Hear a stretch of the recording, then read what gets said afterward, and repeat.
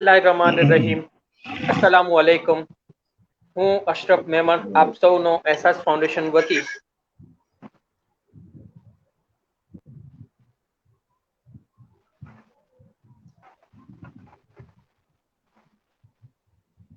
Webinar ક્રમાંક કરવા જઈ રહ્યા છીએ.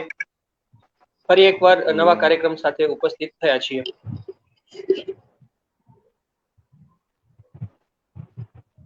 આજનો વિષય છે અને કારકિર્દી मार्गदर्शन અને मतलब दीन इस्लाम અને कारकिर्दी घड़तर।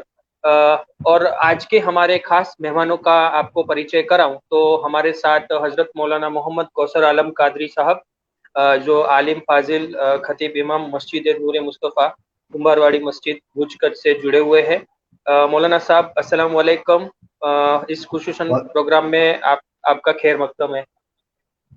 वालेकुम अस्सलाम रहमतुल्लाहि व बरकातहू। जी, हमारे साथ मौलाना रहमा उस्मान गनी साहब, जो खतीब इमाम पट्टेवाली मस्जिद भुज कच्छ से जुड़े हुए हैं। अस्सलाम वालेकुम, आपका भी खैर मकदम है मौलाना साहब। जी वालेकुम अस्सलाम व रहमतुल्लाहि व बरकातहू। जी, हमारे साथ शबीर अहमद खत्री साहब भी मौजूद है, जो कि प्रोफेसर है भूज ITI के और कार्यक्रम की संपूर्ण टेक्निकल जिम्मेदारियां वो संभाल रहे हैं। और आपको हर बार की तरह करियर गाइडेंस के सवाल आप इनसे पूछ सकते हैं। जी, आप हर बार की तरह करियर गाइडेंस से रिलेटेड आपके सवाल खत्री शबीर अहमद साहब से पूछ सकते हैं। हम प्रोग्राम की शुरुआत तिलावत कुरान शरीफ से करने के लिए मैं मौलाना रहमा उस्मान गनी साहब को गुजारिश करूंगा कि वो तिलावत कुरान शरीफ करें। जी, अस्सलामु अलैकुम व रहमतुल्लाहि व बरकातहू। वालेकुम सलाम रहमतुल्लाहि व बरकातहू। अऊज़ु बिल्लाहि मिनश शैतानिर रजीम। बिस्मिल्लाहिर रहमानिर रहीम। ألم نشرح لك صدرك ووضعنا عنك وزرك الذي أنقض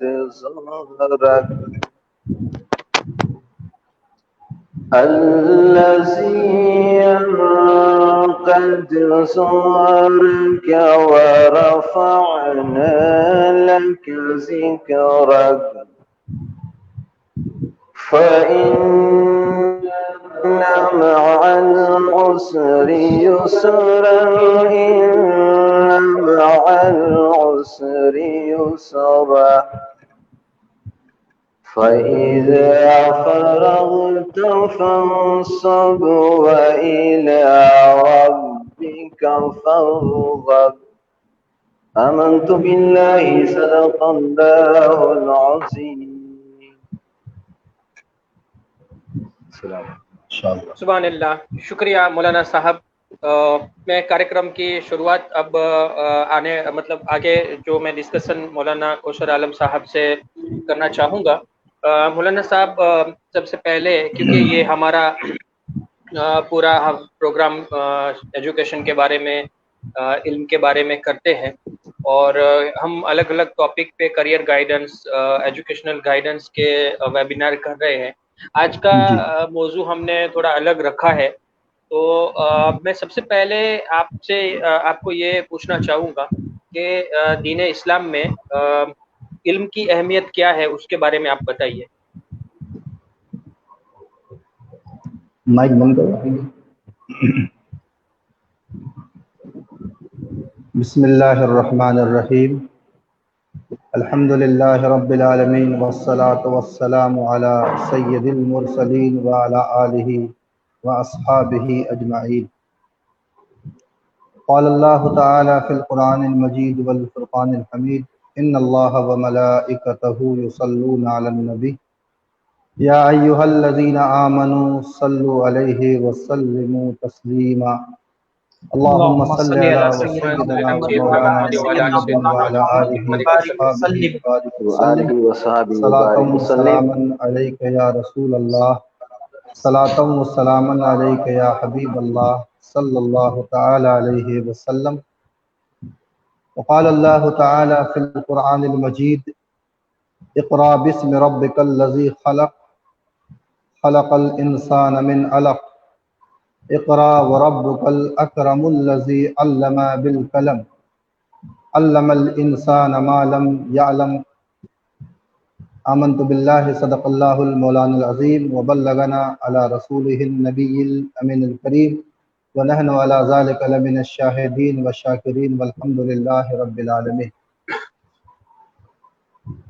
محترم جناب اشرف بھائی اور جناب پروفیسر شبیر بھائی، آپ کا بہت بہت شکریہ کہ اس ناچیز کو آپ نے اس لائق سمجھا اور اس پروگرام میں آپ مجھ کو شامل کیے. جہاں تک علم کے تعلق سے بات کی جائے تو میں سمجھتا ہوں کہ دین اسلام کی بہت ساری خصوصیات ہیں.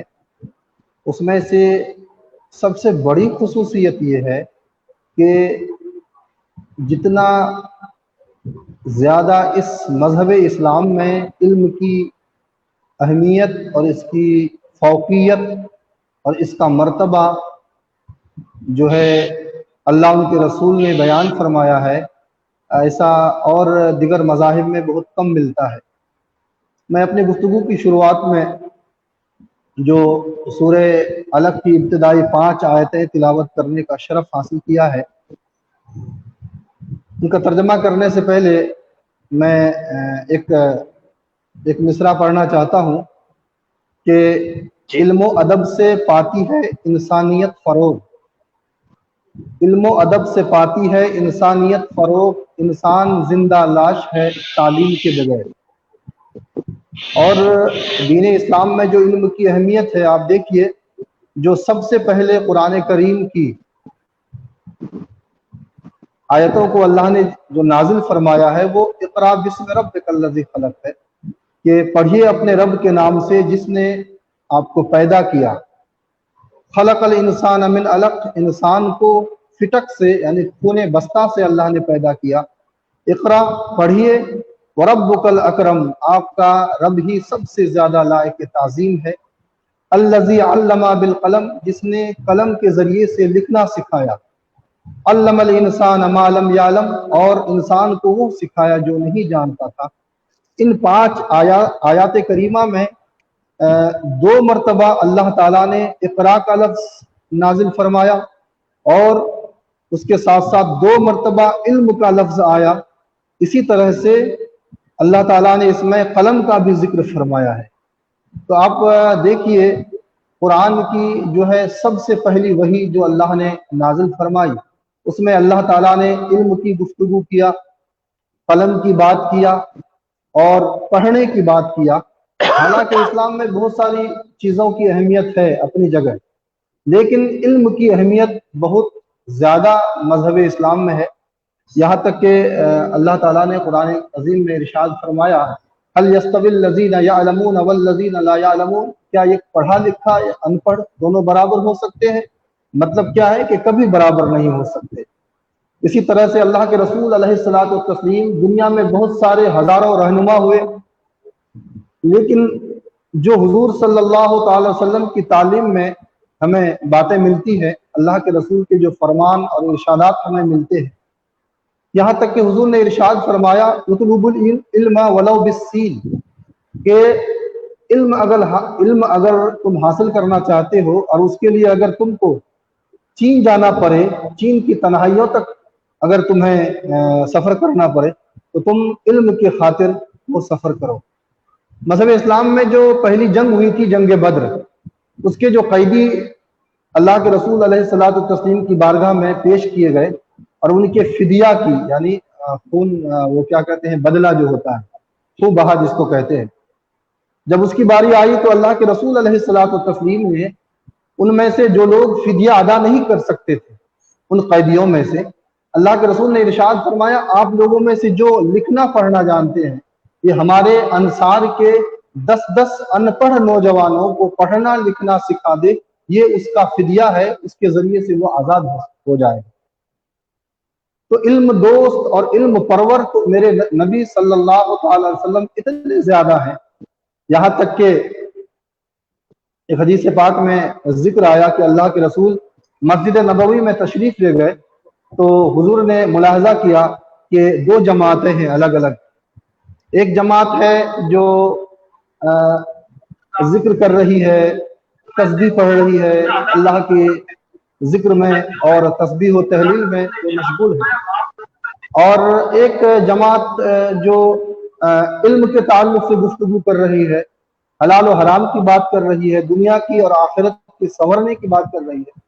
اللہ کے رسول علیہ الصلوۃ والتسلیم نے دونوں جماعت کو ملاحظہ کیا اور دیکھا، اور دیکھنے کے بعد ارشاد فرمایا کلاہما علی خیر، یہ دونوں جماعت جو ہے بھلائی پر ہے، بہتری پر ہے، یعنی دونوں اچھے راستے پر ہیں، صحیح ہیں۔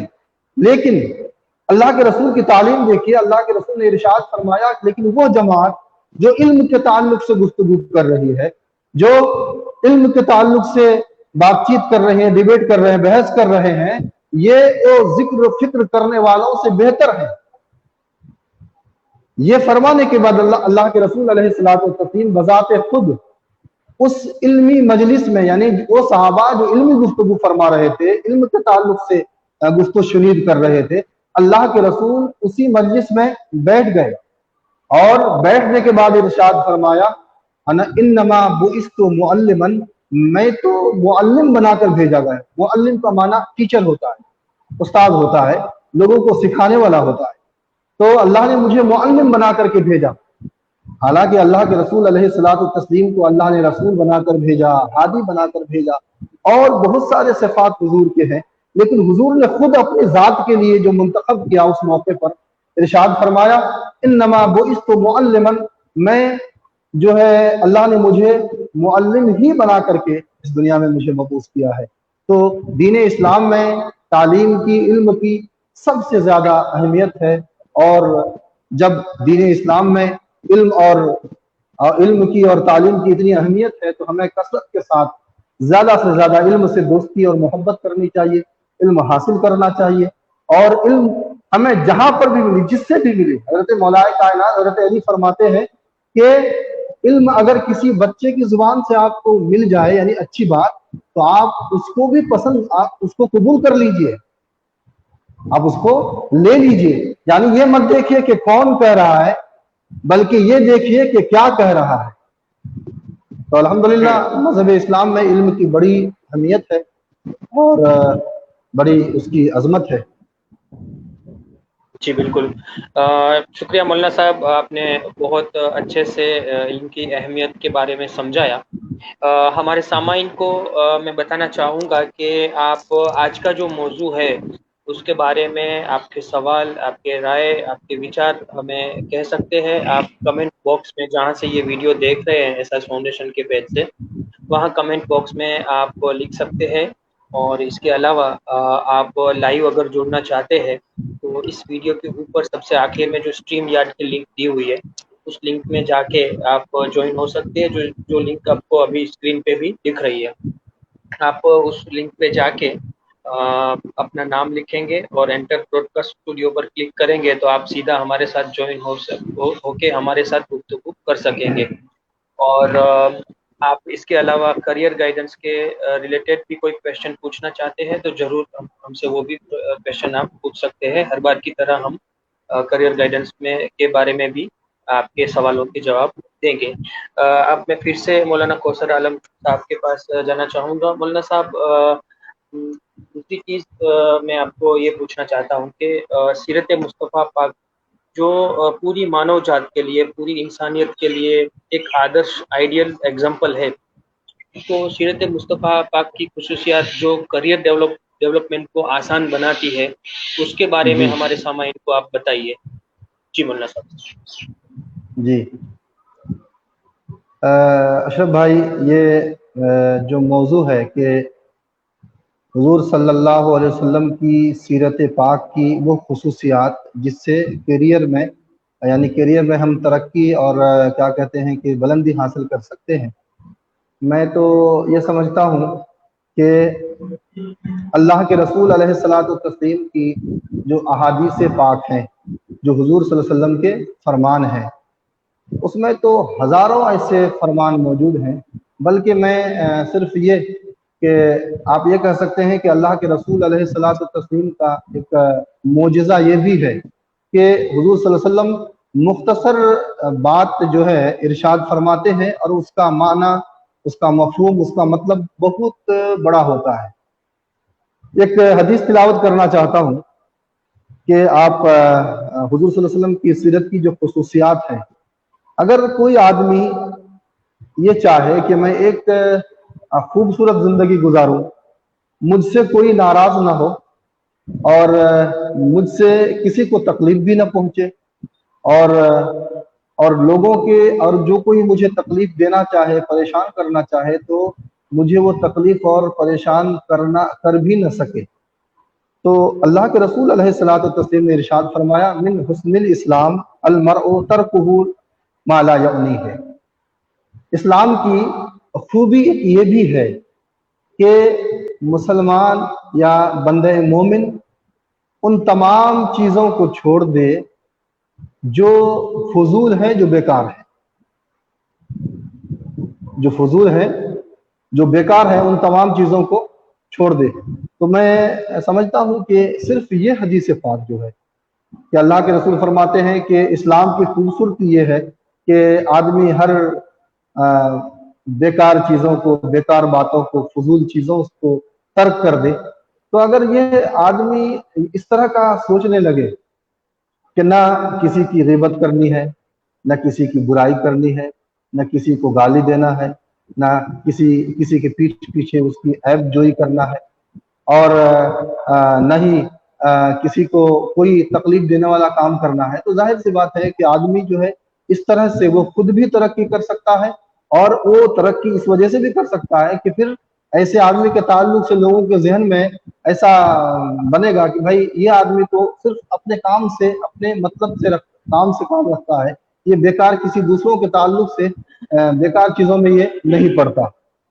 इसी तरह से अल्लाह के रसूल ने इरशाद फरमाया, मल्लम यरहम सगीरना वलम युवक्किर कबीरना फलैसा मिन्ना, कि हम में से, अल्लाह के रसूल ने इरशाद फरमाया कि यानी मुसलमानों में जो बच्चों पर, जो छोटा है, जो जिस उम्र का वो है उससे जो जितने कम उम्र के हैं वो छोटे हैं उसके हिसाब से, तो जो छोटों पर रहम न खाए, रहम न करे, उसके साथ शफकत का बर्ताव न करे और बड़ों की ताजीम न करे, तो वो मुझसे नहीं है।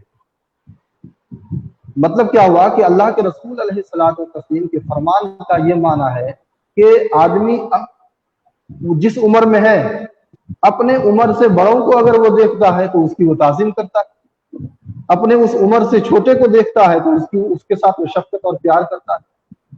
बचपने में सबसे पहली उर्दू की किताब जो मैंने पढ़ी थी, तो उसमें मैंने पढ़ा था, एक जुमला था, आज भी उर्दू की पहली किताब किसी किसी गांव के मदरसों में पढ़ाई जाती है, उसमें लिखा हुआ था कि अपनी इज्जत आप करो। तो मुझे ऐसा लगता है कि अपनी इज्जत आप करो, तो मैं जिस मौलाना साहब के पास वो पढ़ा था उन्होंने मुझे बताया तो नहीं कि इसका मतलब ये है बेटा, लेकिन बहुत दिनों के बाद अल्हम्दुलिल्लाह जब मैं आलिम फाजिल बन गया तब ये बात मुझे समझ में आई कि अपनी इज्जत आप करो, ये किस तरह अपनी इज्जत करें हम?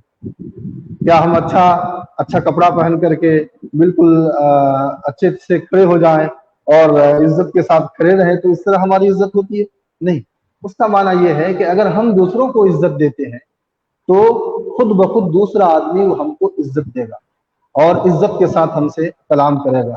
तो हम अगर चाहते हैं कि अपने कैरियर में, हम अगर चाहते हैं कि हम अपने किरदार में तरक्की हासिल करें, तो अल्लाह के रसूल अलैहिस्सलातु तस्लीम का एक एक फरमान, यहाँ तक कि अल्लाह के रसूल अलैहिस्सलातु तस्लीम जो हमारे नबी हैं और सिर्फ मुअल्लिम की हैसियत से नहीं बल्कि किरदार की हैसियत से भी आप देखिए, अल्लाह के रसूल अलैहिस्सलातु तस्लीम 40 साल के बाद नबूवत का ऐलान फरमाया और इस 40 साल से पहले जो अल्लाह के रसूल अलैहिस्सलातु तस्लीम की जिंदगी, मक्की जिंदगी जो है, آپ دیکھیے کردار کے ذریعے سے، اپنے اعمال کے ذریعے سے، اخلاق کے ذریعے سے، یہ اللہ کے رسول کے نبوت کے اعلان سے پہلے جو عرب کے کفار قریش تھے وہ کہتے تھے کہ سب سے زیادہ اگر ہمارے سماج اور ہمارے معاشرے میں کوئی سچا آدمی ہے تو وہ محمد ابن عبداللہ ہے،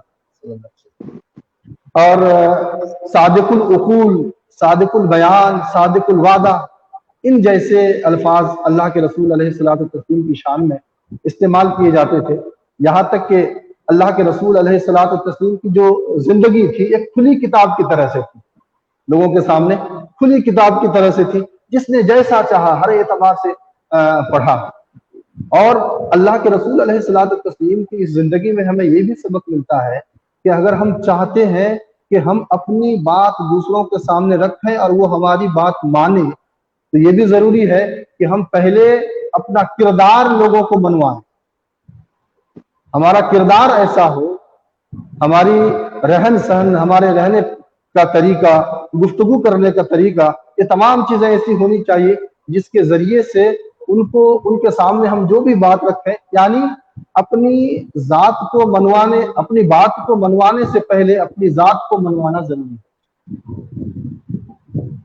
جی بالکل مولانا صاحب، آپ نے بہت ہی اپیوگی چیزیں بتائی ہمارے اسٹوڈنٹس کو انشاءاللہ بہت یوزفل رہے گی۔ میں آپ سے گفتگو جاری رکھوں گا، اس سے پہلے میں مولانا رحمہ عثمان غنی صاحب کو گزارش کروں گا کہ وہ نعت شریف سنائے ہمارے سامعین کو، اور پھر ہم پروگرام میں آگے گفتگو جاری رکھتے ہیں۔ جی مولانا صاحب۔ جی جی۔ صلی اللہ علیہ یا رسول اللہ وسلم علیک یا حبیب اللہ۔ بے خود کیے دیتے ہیں، بے خود کیے دیتے ہیں، انداز حجابانہ بے خود کیے دیتے ہیں، انداز حجابانہ دل میں تجھے رکھ لوں، دل میں تجھے رکھ لوں، اے جلوہ جانانا بے خود کیے دیتے ہیں، اور اتنا تو کرم کرنا اے چشم کریمانہ، اتنا تو کرم کرنا اے چشم کریمانہ، جب جان لبوں پر ہو، جب جان لبوں پر ہو،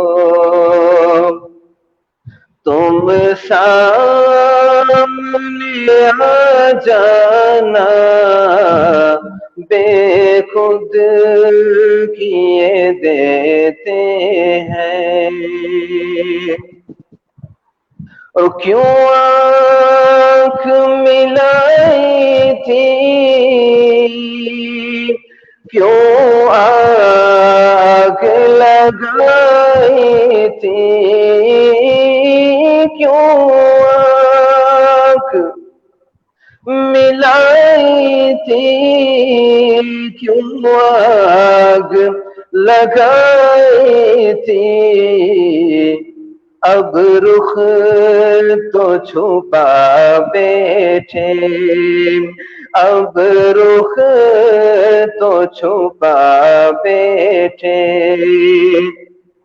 करके मुझे दीवाना बेखुद किए देते हैं, अंदाज ही जाबाना बेखुद किए देते हैं। में होश हवा सपने इस बात पे खो बैठा, में होश हवा सपने इस बात पे खो बैठा, हंस कर जो कहा तुमने, हंस कर जो कहा तुमने, आया मेरा दीवाना बेखुद किए देते हैं, अंदाज ही जाबाना दिल में तुझे रख लूं, ऐ जलवाए जाना बेखुद किए देते हैं। अस्सलाम वालेकुम। वालेकुम सलाम। शुक्रिया मौलाना वालेकुम साहब, अस्सलाम। बहुत ही प्यारी आवाज़ में आपने नात शरीफ सुनाई, बहुत बहुत शुक्रिया। और हमारे कुछ सामाइन के कमेंट्स और सवाल भी आना शुरू हुए हैं। मैं शबीर भाई के पास थोड़ी देर बाद जाऊंगा। मौलाना कौसर आलम साहब, मेरा आपसे नेक्स्ट क्वेश्चन ये है कि कुरान शरीफ की आयतों की तिलावत करने से और आयतों के तर्जुमों को समझने से, उसके माना को समझना कितना रूहानी और दुनवी फायदा करता है, और अगर बात करें स्टूडेंट्स की तो उनको इससे करियर डेवलपमेंट में कैसे मदद मिलती है, उसके बारे में समझाइए। अस्सलाम वालेकुम वरहमतुल्लाहि वबरकातुहू। जी अशरफ भाई, नमाज में जो हम तिलावत करते हैं तो अल्हम्दुलिल्लाह सभी जानते होंगे कि नमाज में सूरह फातिहा का पढ़ना वाजिब है। सूरह फातिहा यानी कि नमाज की हर रकत में हम सूरह फातिहा की तिलावत करते हैं जब हम तन्हा नमाज पढ़ते हैं, और अगर इमाम के पीछे पढ़ते हैं तो इमाम पढ़ रहे होते हैं। तो अब देखिए, सूरह फातिहा जो नमाज में हम तिलावत करते हैं 5 वक्त का, सबसे पहले तो नमाज जो शुरू करने का तरीक़ा है, इस्लाम ने जो हमें बताया है कि दोनों हाथों को हम ऐसे ऊंचा करके कान के लौ तक ले जाते हैं। तो देखिए, इसका मतलब और मीनिंग क्या होता है कि हम अल्लाहु अकबर कह करके कान की लौ तक हाथ ले जाते हैं और हाथ बांध लेते हैं। ये तो एक ज़ाहिरी मफहूम है, लेकिन इसका बातिनी मफहूम ये भी है कि जब हम नमाज शुरू करते हैं तो नमाज शुरू करने से पहले गोया के हम अल्लाह की बारगाह में ये वादा करते हैं कि ए मेरे मौला, ए मेरे रब, मैं दुनिया की परेशानियों से, तकलीफ़ों से, टेंशन से, हर एक चीज़ से जुदा होकर के, अलग होकर के, उन तमाम चीज़ों से अलग होकर अब मैं तेरी बारगाह में आया हूँ, और तेरी बारगाह में आया हूँ तो ऐ मेरे मौला, ऐ मेरे खालिक, ऐ मेरे मालिक, मैं अपने दोनों हाथों को बुलंद करता हूँ, इन तमाम चीज़ों को छोड़ता हूँ और मेरी तवज्जो सिर्फ और सिर्फ तेरी ज़ात है। ये कहने के बाद हमारी नमाज शुरू हुई, फिर हम सना पढ़ते हैं, फिर हम तऊज़ और तस्मिया पढ़ते हैं, फिर हम सूरह फातिहा की तिलावत करते हैं। अब सूरह फातिहा ही को देख लीजिए आप, کہ الحمدللہ رب العالمین، تمام تعریفیں اس رب کے لیے ہیں جو سارے جہان کا پروردگار ہے۔ ایک آدمی ہے جو پریشان حال ہے، وہ یہ سوچتا ہے کہ میری روزی کا انتظام کیسے ہوگا، اور میں کس طرح سے زندگی میں کامیابیاں حاصل کروں گا، اور میں کس طرح سے نیکی کے راستے پہ آگے بڑھوں گا، یا میں کس طرح سے اپنے زندگی میں ڈیولپ کروں گا، کیا کروں گا، میرے ساتھ یہ مسائل ہیں، کھانے کا مسئلہ ہے، روزی روٹی کا مسئلہ ہے فلاں۔ تو سب سے پہلی آیت کریمہ میں بندہ اللہ کی بارگاہ میں کہتا ہے کہ تمام تعریفیں اس رب کے لیے ہیں جو سارے جہان کا پروردگار ہے، اور جو سارے جہان کا پروردگار ہے تو میرا بھی پالنے والا میرا رب۔ پھر اس کے بعد کہتے ہیں الرحمن الرحیم، وہ بڑا رحمان ہے اور رحیم ہے، وہ سب سے زیادہ رحم فرمانے والا ہے، رحم کرنے والا اور رحیم ہے۔ اللہ تعالیٰ تو اپنے بندوں سے 70 ماؤں سے زیادہ محبت فرماتا ہے۔ اس کے بعد بندہ کہتا ہے مالک یوم الدین، قیامت کے دن کا تو مالک ہے، قیامت کے دن کا مالک ہے۔ اگر وہ شرارت کرنا چاہتا تھا، اگر کوئی گناہ کرنا چاہتا تھا تو اللہ کی بارگاہ میں وہ یہ آ کر کے ابھی کہہ رہا ہے کہ تو قیامت کے دن کا مالک ہے۔ جو بھی ذرے برابر، رائی کے دانے کے برابر بھی اگر نیکی کروں گا مولا تو بھی یہ جانتا ہے، اگر برائی کروں گا تو بھی تو یہ اس کو بھی دیکھتا ہے، آپ کو جانتا ہے، اور اس کا بدلہ یعنی سزا اور جزا دونوں ملنا ہی ملنا ہے۔ اور ایاک نعبد و ایاک نستعین، اے مولا ہم تیری ہی عبادت کرتے ہیں، و ایاک نستعین، اور تجھ ہی سے مدد چاہتے ہیں، اور تجھ ہی سے مدد چاہتے ہیں، یعنی اللہ تعالیٰ ہی سے ہم مدد چاہتے ہیں۔ تو یہ ساری چیزیں، اس سے جو ہے بندے کو ایک اعتماد، ایک کانفیڈنس حاصل ہوتا ہے کہ اللہ تعالیٰ کی ذات پر جب بندہ بھروسہ کرتا ہے تو اس کے سارے مسائل، سارے مشکلیں اس کی حل ہو جاتی ہیں۔ اہدنا الصراط المستقیم، اب بات یہاں پر بڑی پیاری آئی کہ اے مولا مجھے اس راستے پر چلانا، ان لوگوں کے راستے پر چلانا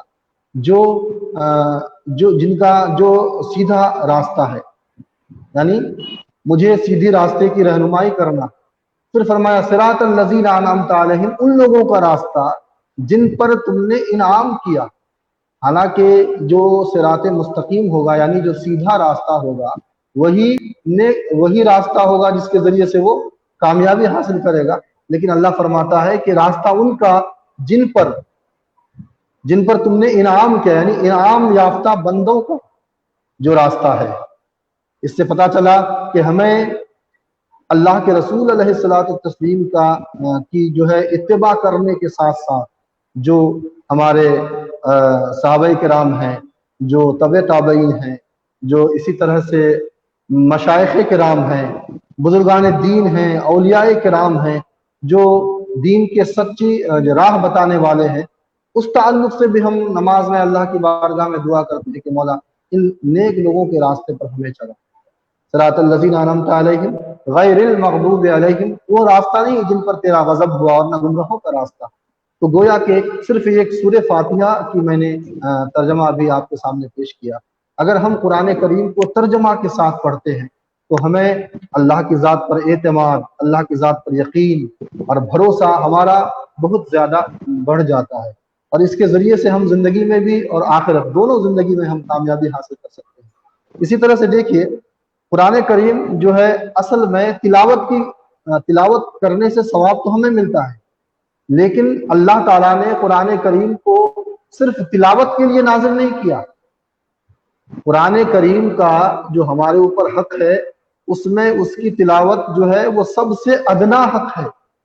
سب سے بڑا حق تو یہ ہے کہ ہم قرآن کریم کو ترجمے کے ساتھ سمجھیں، اس کے معنی کو سمجھیں، اس کے مفہوم کو سمجھیں کہ قرآن ہمیں کیا کہنا چاہتا ہے، کس بات کی طرف روشنی کر رہا ہے۔ ایک چھوٹی سی سٹوری آپ کو سنانا چاہتا ہوں، بہت دلچسپ ہے۔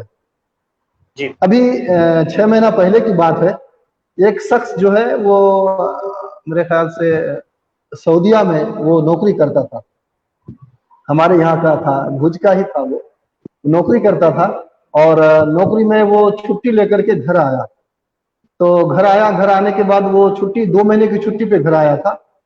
تو جب گھر آیا تو آنے کے بعد انہوں نے کہا کہ 2 مہینے کی مجھے چھٹی ملی ہے، اس کے بعد میں واپس جانے والا ہوں. 6 مہینہ پہلے کی بات ہے، لاک ڈاؤن سے پہلے کی بات ہے. اس کے بعد پھر اس کے سیٹ کی طرف سے جو اس کا مالک ہے کمپنی کا، انہوں نے ایک خط لکھا. اس کو خط لکھا تو ظاہر سی بات ہے وہاں سے سعودیہ سے خط آیا تو انہوں نے عربی میں ہی خط لکھا. آپ کو تعجب ہوگا اشرف بھائی، شبیر سر، کہ وہ بندہ اتنا پریشان تھا کہ اللہ جانے خط میں کیا لکھا ہے. اس میں ایسا تو نہیں لکھا ہے کہ تمہاری نوکری میں یہاں سے سسپینڈ کرتا ہوں، تم کو آنے کی ضرورت نہیں، یا پتہ نہیں کیا لکھا ہوگا. وہ پورے بھوج میں دوڑتا رہا، کسی سے ان کو پتہ نہیں چل رہا تھا. کسی نے بتایا ہوگا کہ مولانا کو بچ جاؤ، وہ سمجھا دے گا. تو وہ آیا پریشان تھا. اصل نماز پڑھ کے میں باہر نکلا، بولا کہ مجھے بولا حضرت آپ سے ایک ضروری کام ہے. میں نے کیا کام؟ کہا کہ ایک سعودیہ سے خط آیا ہے، ایک خط ذرا سا پڑھ کے بتائیے اس میں کیا لکھا ہے. وہ ان کے چہرے پہ میں ان کو چہرے کو دیکھا، مجھے ایسا لگ رہا تھا کہ اتنا ڈرا ہوا ہے. میں کہا کوئی بات نہیں، میں دیکھ لیتا ہوں خط میں کیا لکھا ہے. تو پھر دیکھا میں نے اس میں اس طرح سے وہ یہ لکھا ہوا تھا کہ ابھی چونکہ ماحول ایسے ہیں، اس وجہ سے جو ہے اب جب تک یہ ماحول نارمل نہ ہو جائے تب تک آپ کی چھٹی بڑھا دی جاتی ہے اور آپ اپنے گھر پر رہیں. آپ بالکل ٹینشن نہ لیں، آرام سے اپنے پریوار کا خیال رکھیں، اپنے گھر کا خیال رکھیں. اس کے بعد وہ ایک گلاس پانی پیا اور راحت کی سانس لی. یہ اسٹوری بتانے کا مقصد آپ سمجھ گئے ہوں گے نا. اللہ نے قرآن کو نازل کیا ساری دنیا کی ہدایت کے لیے. جو کتاب اللہ نے نازل کیا ہے، ہم اس کو صرف اس کو پڑھتے ہیں. اس میں اللہ تعالیٰ ہم سے کیا کہنا چاہتا ہے، ہم سے کیا بات کر رہا ہے، ہمیں کچھ معلوم نہیں. جب اس کو میں نے بتایا کہ بھائی اس میں تو یہ لکھا ہے کہ ابھی جو ہے نا، آپ جب تک یہ ماحول نارمل نہ ہو جائے آپ کو آنے کی ضرورت نہیں، آپ بے فکر رہیں، آپ کی نوکری برقرار ہے. وہ بہت خوش ہو گیا، فوراً اپنے بیٹے کو فون لگا کر کے بولا کہ وہ سیٹ نے تو ایسا لکھا ہے، ہم لوگ بیکار کا گھبرائے ہوئے تھے، تمہاری ممی ڈری ہوئی تھی، ہم ڈرے ہوئے تھے. تو بے نہیں، یہ کتاب ہدایت ہے، اللہ نے نازل کیا ہے. اور قرآن کریم میں دیکھیے آپ کو کہیں پہ بھی کسی آیت کریمہ میں تلاوت کرنے کے بارے میں کم ملے گا، زیادہ سے زیادہ فَاعْتَبِرُوا يَا أُولَى الْأَبْصَارِ، اے نگاہ والو عبرت پکڑو قرآن سے. ہدی للناس، سارے انسانوں کے لیے اس میں ہدایت ہے. اس میں کہیں فرمایا کہ قرآن میں تم غور کیوں نہیں کرتے؟ کیا تمہاری عقلوں پہ پردہ پڑا ہوا ہے، تمہارے دلوں پہ تالے لگے ہیں، تمہاری آنکھوں پہ پٹی پڑی ہوئی ہے؟ تو اللہ تعالیٰ نے اس قرآن کو نازل کیا، ان کو ہم ترجمہ کے ساتھ پڑھیں تاکہ اللہ کا پیغام بھی ہمیں سمجھ میں آئے.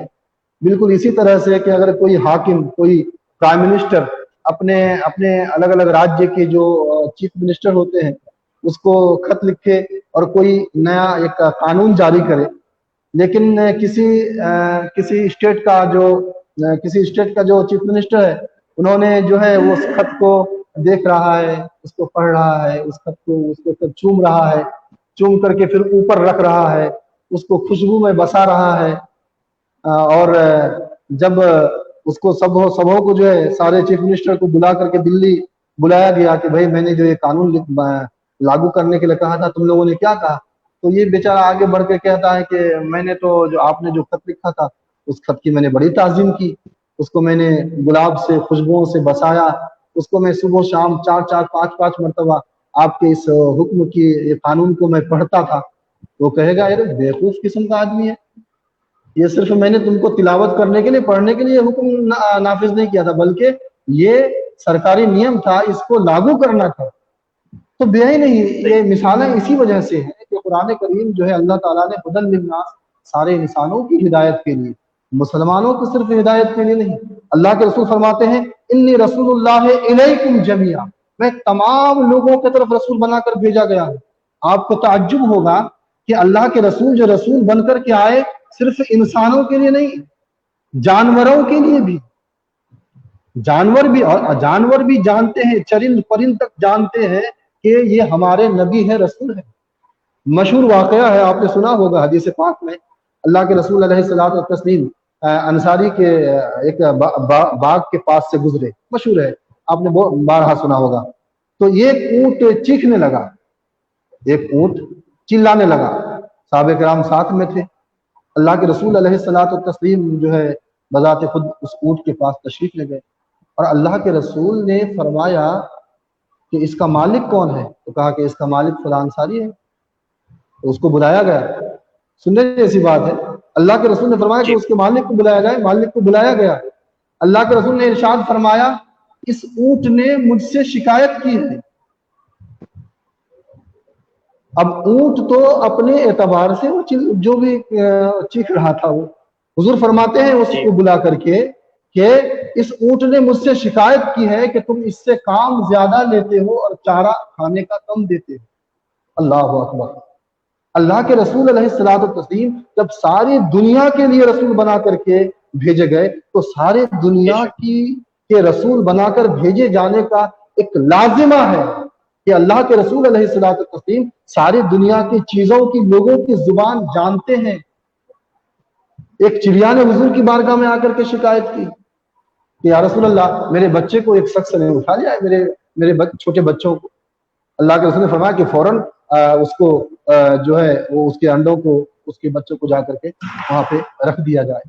تو اس سے پتہ یہ چلا کہ اللہ کے رسول علیہ الصلوۃ والتسلیم سارے جہان کے لیے نبی بنا کر بھیجے گئے اور جو کتاب لے کر کے آئے وہ کتاب ہدایت ہے, سارے انسانوں کے لیے ہدایت ہے. تو ہمیں کہ قرآن کریم کی تلاوت کرنے سے ایک حرف پڑھنے پر 10 نیکیاں ملتی ہیں, وہ اپنی جگہ مسلم ہے, لیکن قرآن کا بڑا حق ہم پر یہ ہے کہ ہم قرآن کو تلاوت کریں, اس کے معنی کو سمجھیں, اس کے ذریعے سے ہم اپنی ذات کی بھی ترقی کریں, اپنے سماج کی بھی ترقی کریں. بالکل مولانا صاحب, آپ نے بہت ہی پیاری مثالیں دے کے بہت ہی خوبصورت بات بتائی ہے. اور اس سے پہلے آپ نے بات کی روحانیت کی, توکل کی. تو میرا اگلا کوشچن اسی چیز کے بارے میں ہے کہ نماز کہتے ہیں نا کہ اگر آپ خدا کے سامنے جھکو گے تو دنیا کی کسی طاقت کے سامنے کبھی جھکنے کی ضرورت نہیں پڑے گی. تو نماز کی پابندی اور درود شریف پڑھنے سے کریئر ڈیولپمنٹ میں, کامیابی میں, ایک انسان کی زندگی میں اگر اس کو کامیاب ہونا ہے تو یہ سب چیزیں اس کی کامیابی میں کتنا اہم حصہ ادا کرتی ہے. اور جہاں تک اسٹوڈنٹ کی بات ہے تو اس کے کریئر ڈیولپمنٹ میں بھی کتنا اہم حصہ یہ سب چیزوں ادا کرتی ہے, اس کے بارے میں سمجھائیے. جی بسم اللہ الرحمن الرحیم. علامہ اقبال کا ایک شعر ہے کہ یہ ایک سجدہ ہے جسے تو گرا سمجھتا ہے, یہ ایک سجدہ ہے جسے تو گرا سمجھتا ہے, ہزاروں سجدوں سے دیتا ہے آدمی کو نجات. جی بے شک. اس کا معنی یہ ہے کہ اگر ایک سجدہ کرنے سے تو گریز کرتا ہے اور ایک سجدہ تم سے نہیں ہو پا رہا ہے, ارے خدا کے بندے اللہ کی بارگاہ میں ایک سجدہ کر کے تو دیکھ. جب تو اللہ کی بارگاہ میں سجدہ کرے گا تو اللہ تعالیٰ, جب تو اس جبین کو اللہ کی بارگاہ میں جھکائے گا تو اللہ تعالیٰ تمہاری جبین کو یہ مرتبہ, یہ بلندی عطا فرمائے گا کہ پھر یہ جبین اور کسی کے سامنے اللہ تعالیٰ جھکنے نہیں دے گا. یہ ایک سجدہ ہے جسے تو گرا سمجھتا ہے, ہزاروں سجدوں سے یعنی ہزاروں کے آدمیوں کے سامنے جھکنے سے اللہ تعالیٰ تمہیں نجات دے گا.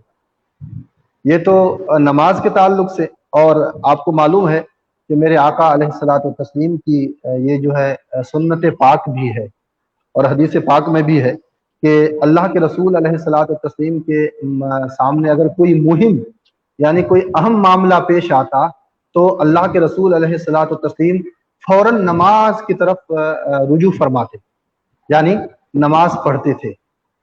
تو میں تو یہ کہتا ہوں میرے تمام طلباء سے کہ جو بھی دنیا میں جو بھی دنیاوی علوم حاصل کر کے آپ ترقی کرتے ہیں, ترقی ضرور کریں, اس کے ساتھ ساتھ آپ اپنے آپ کو مذہبی بنائیں, اپنے آپ کو مذہبی بنائیں. آپ مذہبی بنانے کا مطلب یہ ہے کہ اس لیے کہ مذہب سے جو آپ کو روشنی ملے گی, مذہب سے جو آپ کے کریئر کو تقویت ملے گی, طاقت ملے گی, جو آپ کا اعتماد ہوگا, اعتماد جو بڑھے گا وہ اور کسی اور چیز میں آپ کو نہیں ملے گی. اللہ کے رسول علیہ الصلوۃ والتسلیم کی جو عادت کریمہ تھی کہ جو ہی کوئی اہم معاملہ پیش آتا تو فوراً نماز کی طرف جاتے تھے. تو اگر ہم اپنے زندگی میں دیکھیے, زندگی خوشی اور غمی کے سنگم کا نام ہے. کبھی خوشیاں میسر ہوتی ہیں انسان کو, اور کبھی کبھی غمی کا پہلو بھی آتا ہے، اور ہر انسان کے ساتھ، آپ کے ساتھ بھی ہے، میرے ساتھ بھی، ہر انسان کے ساتھ ایسا بالکل ہوتا ہے۔ تو جب بھی ہمیں ایسا ہم کو ایسا محسوس ہونے لگے کہ میں پریشان ہو رہا ہوں یا کوئی تکلیف میں ہوں، تو سب سے بڑھ کر جو ذات ہے وہ رب کی ذات ہے۔ اپنا تمام معاملہ جو ہے اللہ کی بارگاہ میں سپرد کرنا چاہیے۔ قرآن کریم کی آیت کریمہ ہے، آپ پڑھیں گے تو آپ کو جو ہے اس سے ایک اعتماد حاصل ہوگا، کانفیڈنس حاصل ہوگا۔ اُفَوِّضُ امری الی اللہ، معنی یہ ہے کہ میں اپنے تمام معاملات کو اللہ کے حوالے کرتا ہوں، اپنے تمام معاملات کو اللہ کے حوالے اللہ کرتا کے ہوں۔ ان اللہ بصیر بالعباد، اور اللہ تعالیٰ تو اپنے بندوں کو دیکھتا ہے، اللہ تعالیٰ اپنے بندوں کو دیکھتا ہے۔ اللہ تو میرے ظاہر کو بھی جانتا ہے، میرے باطن کو بھی جانتا ہے، جو میں سوچتا ہوں اللہ تعالیٰ اس کو بھی جانتا ہے، جو میرے ذہن میں، میرے خیال میں جو خیال جو سوالات آتے ہیں اللہ اس کو بھی جانتا ہے، اور کس میں میری بہتری ہے اور کس میں میری بہتری نہیں ہے وہ تو میں نہیں جانتا، لیکن میرا رب تو ضرور جانتا ہے۔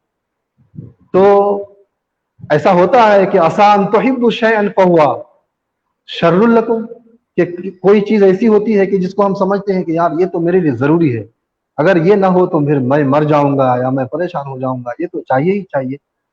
تو قرآن نے فرمایا کہ ہو سکتا ہے کہ آپ جس چیز سے محبت کر رہے ہیں وہ کرہ لکم، وہ آپ کے لیے اچھا نہ ہو، اور کسی چیز کو آپ نفرت کی نگاہ سے دیکھتے ہیں کہ وہ میرے لیے بہتر نہیں ہے، وہ بیٹر نہیں ہے، مجھے ایسا نہیں کرنا چاہیے، فہو خیر لکم، قرآن نے فرمایا کہ ہو سکتا ہے کہ کسی چیز کو آپ ناپسند کرتے ہیں لیکن وہ ہے آپ کے لیے بہتر۔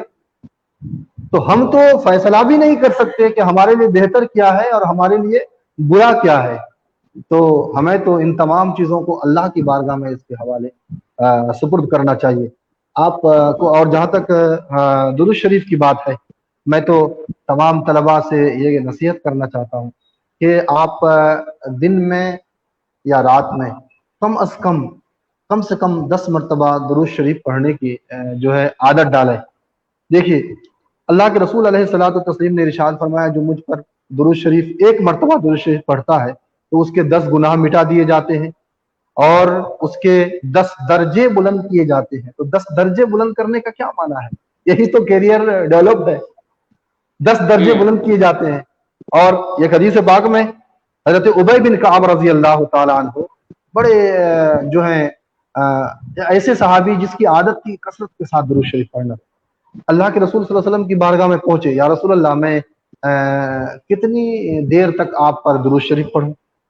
تو اللہ کے رسول نے فرمایا کہ جتنا چاہو۔ تو پھر انہوں نے کہا یا رسول اللہ میں دن کا 1 پا یعنی 1/4 اتنی دیر میں آپ پر درود شریف پڑھوں؟ تو اللہ کے رسول نے فرمایا کہ ٹھیک ہے، اگر اس سے زیادہ کرو تو تمہارے لیے بہتر ہے۔ تو پھر انہوں نے کہا یا رسول اللہ اس سے اور زیادہ کر دوں، 2/3 کر دوں؟ حضور نے فرمایا کہ ہاں اگر یہ کر دو تو اور بہتر ہے۔ اس کے بعد انہوں نے کہا کہ یا رسول اللہ پھر میں اس سے بھی زیادہ کروں، یعنی کہ آدھا دن میں صرف آپ پر درود شریف ہی پڑھوں؟ تو اللہ کے رسول نے ارشاد فرمایا کہ اگر اس سے بھی زیادہ کرو تو بہتر ہے۔ تو انہوں نے اخیر میں کہا یا رسول اللہ پھر میں ایسا کروں نا کہ ہر وقت آپ پر درود شریف ہی پڑھا کروں، اس کے علاوہ اور کوئی دعا نہیں مانگوں۔ تو اللہ کے رسول علیہ الصلوۃ والتسلیم نے بہت ہی خوبصورت بات یہاں پر ارشاد فرمائی کہ جب تم ایسا کرو گے، یعنی کوئی دعا نہیں، کوئی تسبیح نہیں، کوئی ذکر و اذکار نہیں، صرف درود شریف اگر پڑھو گے تو اللہ تعالیٰ اس درود شریف کے ذریعے سے تمہارے تمام پریشانیوں کو حل فرما دے گا۔ اسی وجہ سے علماء کرام فرماتے ہیں کہ جو عمرہ کرنے جاتے ہیں، یا حج کرنے جاتے ہیں، جو طواف کر رہے ہوتے ہیں نا، تو آپ کتابوں میں دیکھیں گے تو طواف کرنے کی بہت ساری دعائیں ہیں، لیکن یہاں پر اعلیٰ حضرت ارشاد فرماتے ہیں کہ اگر کسی کو دعائیں یاد نہ ہو تو اس کے لیے بہتر یہ ہے کہ وہ صرف جو طواف کی حالت میں صرف درود شریف پڑھے۔ تو درود شریف پڑھنے سے ہم جو چاہتے ہیں، جو ہم سوچتے ہیں، اور وہ بہتری جس کے تعلق سے ہمارا ذہن، ہمارا علم وہاں تک پہنچ بھی نہیں سکتا۔ اللہ کے رسول نے کیا فرمایا کہ جب تم درود شریف کو اپنا معمول بنا لو گے تو تمہارے ہر تکلیف کو اللہ دور فرما دے، تو اب ہر تکلیف کو اللہ دور فرما دے گا. تو الحمدللہ میں سمجھتا ہوں کہ درود شریف ایک ایسی عظیم نعمت ہے کہ ہمیں کثرت کے ساتھ نماز سے پہلے، نماز کے بعد، دعا سے پہلے، دعا کے بعد، سونے سے پہلے، سو کر اٹھنے کے بعد، جب چاہیں یہ ہمیں اپنا طریقہ ہونا چاہیے کہ کثرت کے ساتھ حضور پر درود شریف پڑھیں. اور حضور پر درود شریف پڑھنے سے ہمارا ذہن بھی مضبوط ہوتا ہے، ذہنی توانائی بھی ہمیں ملتی ہے. اور اس کے ساتھ ساتھ جو ہے ذہنی توانائی کے ساتھ ساتھ اللہ تعالیٰ اس کے ذریعے سے سماج میں ہماری عزت، ہمارا مرتبہ بھی اللہ تعالیٰ بلند فرماتا ہے. تو بے پناہ جو ہے فضیلتیں ہیں اس کی. تو میں سمجھتا ہوں کہ درود شریف تو ایک ایسی جو ہے نسخہ کیمیا ہے کہ اس پہ جتنا مطلب بولا جائے وہ کم ہے. کہ میں تو یہ سمجھتا ہوں کہ ہمیں ایک طریقہ بنانا چاہیے کہ جو کسی شاعر نے کہا کہ میں جاگوں تو صلی اللہ کہتے کہتے، کھلے آنکھ صلی اللہ کہتے کہتے، میں سو جاؤں صلی اللہ کہتے کہتے. تو یہ ہمارا طریقہ ہونا چاہیے کہ ہم کثرت کے ساتھ اللہ کے رسول علیہ الصلوۃ والتسلیم کی پر درود شریف پڑھتے رہیں. اللہم صلی جی علی بالکل مولانا صاحب، بہت خوب. اللہ ہم سب کو نیک توفیق عطا کرے. اب میں شبیر احمد صاحب کے پاس جانا چاہوں گا. شبیر بھائی، کچھ کمنٹس، کچھ کویسچنس آئے ہیں. میں چاہتا ہوں کہ ایک اسماعیل مصری بھائی نے ایک پیاری بات لکھی ہے.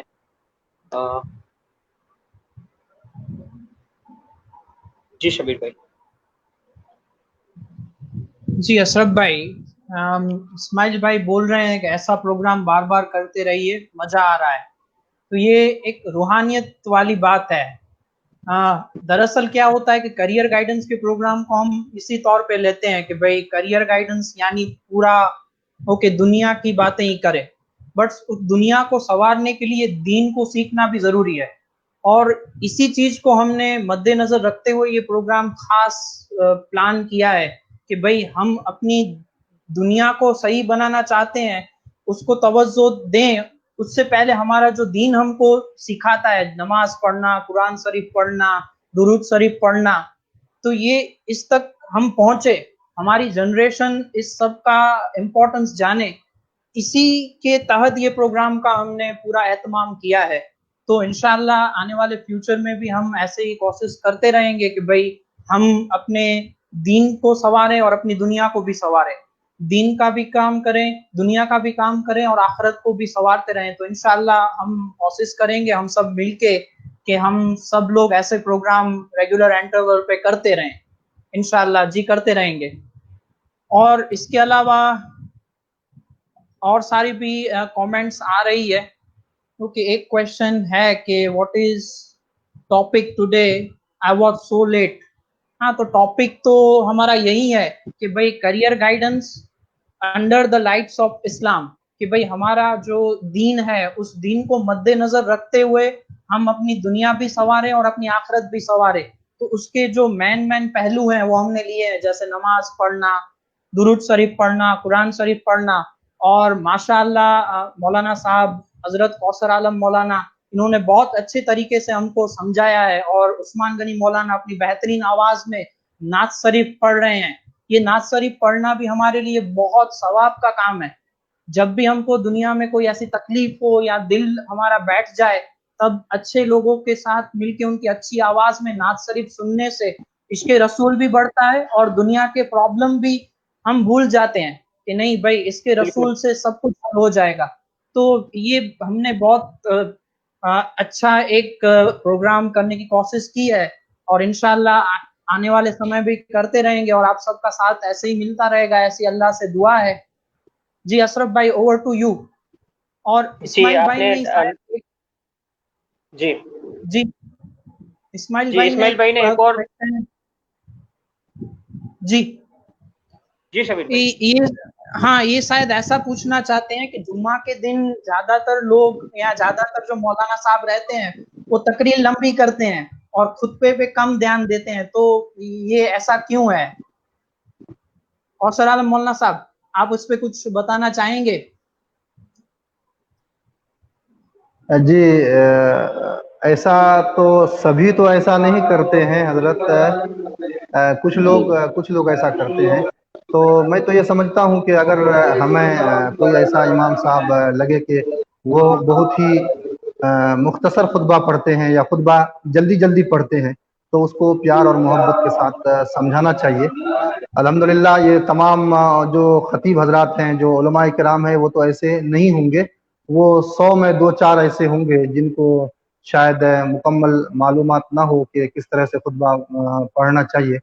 تو میرے خیال سے خطبہ جو ہے، جو پڑھنے کا طریقہ ہے، وہ نہایت ہی صاف اور رک رک کر کے ٹھہر ٹھہر کے پڑھنا چاہیے.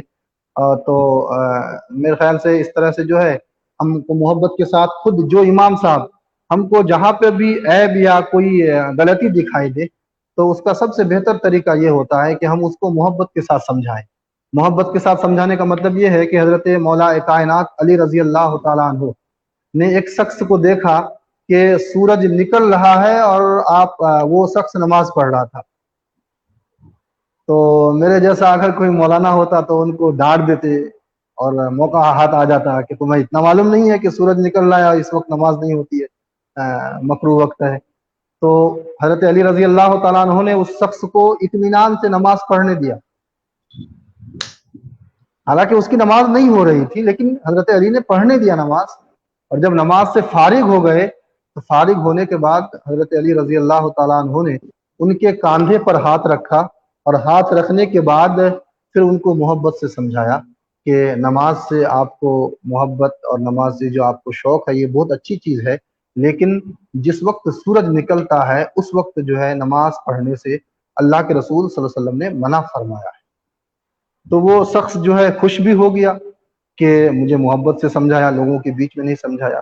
تو اگر کوئی امام صاحب خطبہ جلدی جلدی پڑھتے ہیں یا بہت جلدی 1-2 منٹ میں خطبہ ختم کر دیتے ہیں، تو حالانکہ ایسا نہیں ہے. 1-2 منٹ میں اگر خطبہ ختم بھی کر دے تو صرف جو ہے الحمدللہ اگر کوئی کہتا ہے تو اس سے بھی درود شریف حضور کی بارگاہ میں بھیج دیتا ہے تو اس سے خطبہ ہو جاتا ہے. ایک مسئلہ ہے وہ الگ ہے، لیکن کہنے کا مطلب یہ ہے کہ خطبہ کو اچھے طریقے سے پڑھنا چاہیے. میں تو کہتا ہوں کہ علماء کرام کو بھی، جو عرب کے علماء ہیں، ان کے جو خطبہ پڑھنے کا طور طریقہ ہے، آج تو یوٹیوب کا زمانہ ہے، ہم کو کسی بھی حرم کے اگر امام کا بھی خطبہ ہم کو سننا ہے تو ہم سن سکتے ہیں. ایسے ہی جو اچھے بڑے علماء کرام ہیں ان کے خطبہ پڑھنے کا انداز اور ڈھنگ کیا طریقہ ہوتا ہے، تو علماء کرام کو بھی ان چیزوں پر دھیان دینا چاہیے. جی بالکل مولانا صاحب.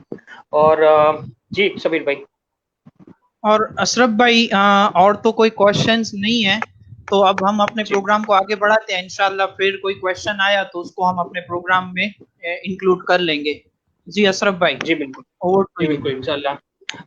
آپ نے نعت شریف کی بات کی تو میرے خیال سے مولانا عثمان رحمہ صاحب سے ایک اور نعت شریف ہم سن لیں ان کی پیاری آواز میں. پھر میں پھر جی سے جی مولانا جی کوثر عالم صاحب کے پاس جاؤں گا. 2 موضوع پہ ان کے ساتھ اور بات چیت کرنی ہے اور انشاءاللہ 5:15 کے آس پاس ہم پروگرام کا اختتام بھی کریں گے. تو میں گزارش کروں گا مولانا عثمان رحمہ صاحب سے کہ وہ پہلے نعت شریف سنیں. جی جی السلام علیکم ورحمۃ اللہ وبرکاتہ. جی مولانا کوثر عالم صاحب سے گزارش ہے کہ محرم کا مہینہ چل رہا ہے تو ایک میرا دل کرتا ہے کہ امام عالی مقام کی شان میں ایک منقبت ماشاءاللہ بہت بہت جی ماشاء ضرور اللہ. ارشاد ہو. جی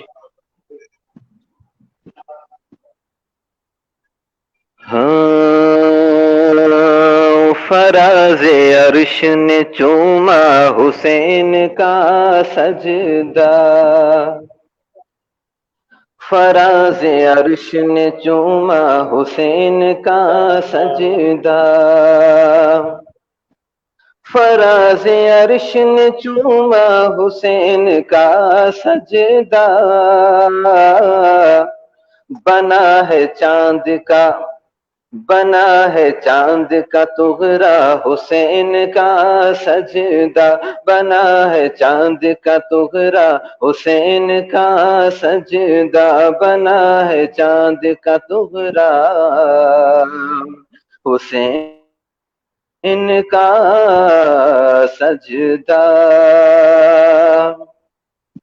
اور تمام سجدے براتی لگے ہیں محشر میں، تمام سجدے براتی لگے ہیں محشر میں، तमाम सजदे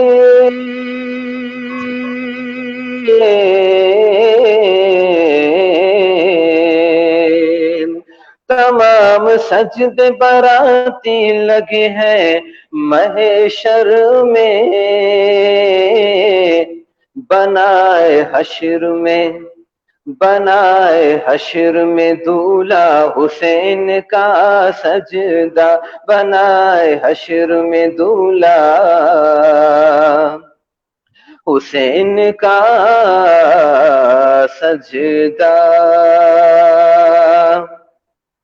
और ये शेर में पेश कर रहा हूँ उन लोगों के लिए जो आज ऐसे भी है ना, यजीद को अमीर माविया कहते हैं, यजीद के नाम के पीछे रजी अल्लाह तआला अन्हु लगाते हैं, उनके लिए कि निकालता ही रहेगा क़याम महशर तक,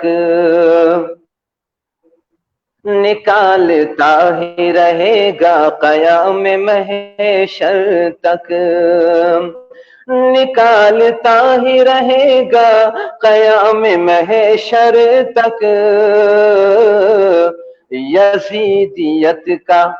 यजीदियत का जनाजा हुसैन का सजदा, यजीदियत का जनाजा हुसैन का सजदा।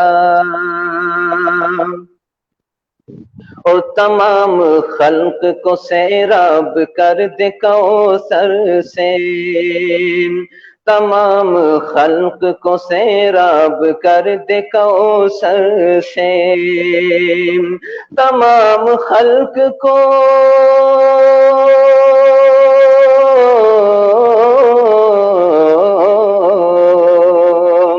तमाम खल्क को सैराब कर दे कौसर से, अजब तरह का है प्यासा हुसैन का सजदा, अजब तरह का है प्यासा हुसैन का सजदा। और जनाबे फातिमा ज़हरा ने अपने आंचल में, जनाबे फातिमा ज़हरा ने अपने आंचल में, जनाबे फातिमा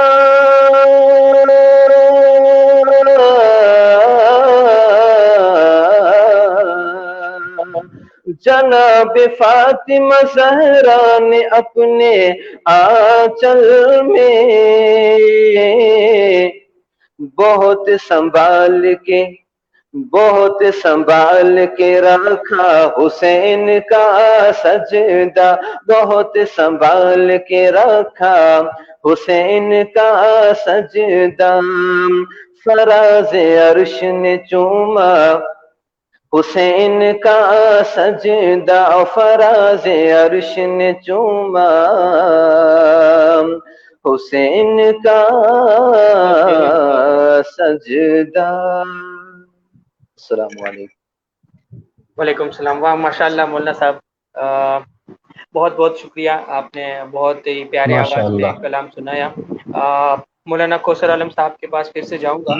मौलाना साहब, करियर डेवलपमेंट हो या जिंदगी में कोई मसाइल आए, मुश्किलें आए, और तब दीन इस्लाम क्या रहबरी फरमाता है मुश्किल टाइम में अल्लाह और अल्लाह के महबूब पाक सल्लल्लाहु अलैहि वसल्लम से मदद मांगने का सलीका आप हमें और हमारे सामाइन को सिखाइए।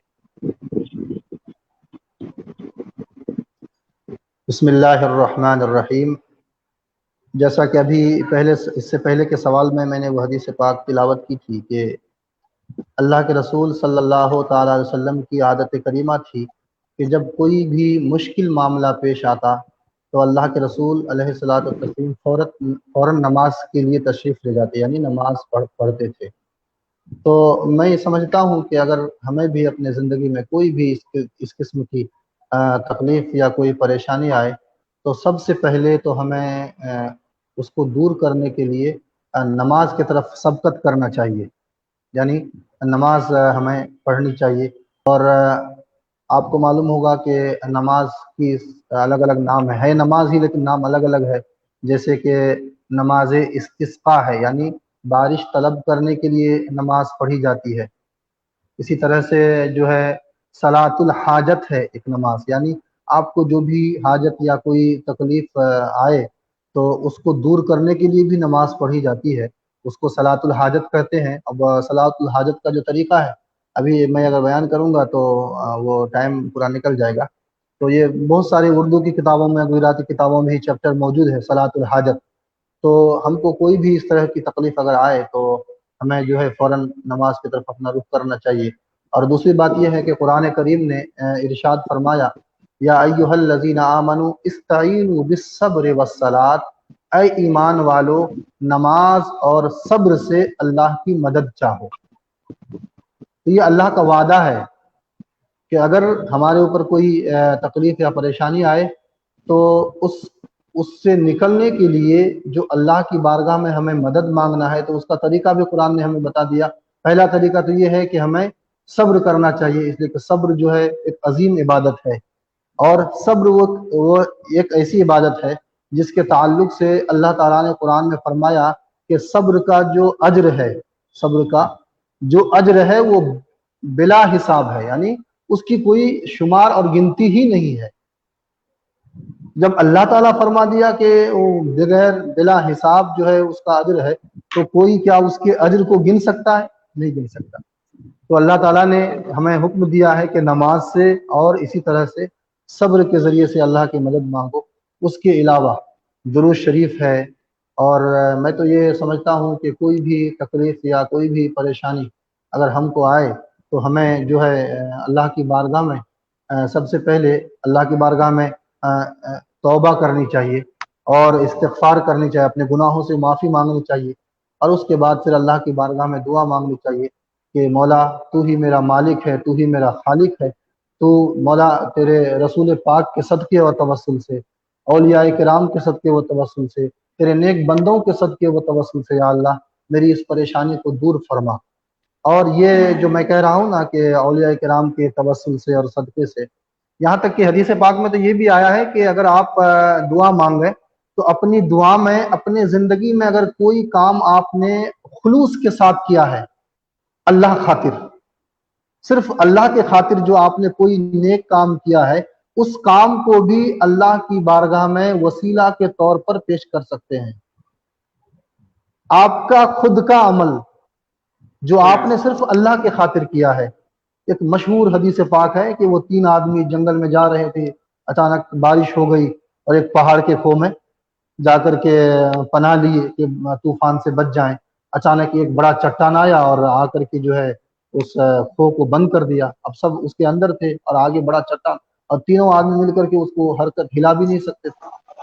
تو تینوں نے یہ فیصلہ کیا کہ اب ہمیں اللہ کی بارگاہ میں اپنے نیک عمل کے وسیلہ کے ذریعے سے دعا مانگنی چاہیے.